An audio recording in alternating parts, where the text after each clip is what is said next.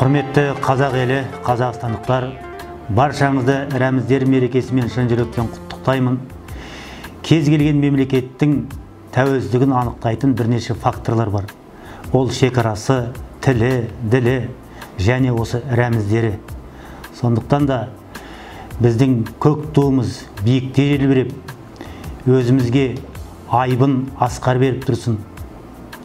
Менің Қазақстаным деп орындалатын әнұрамыз бойымызға қуат, рухани күш беріп, әр кезде жүрегімізде елжіретіп орындалып тұрсын.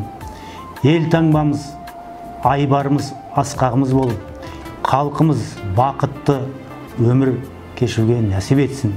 Еліміз аман болсын, жұртымыз тыныш болсын.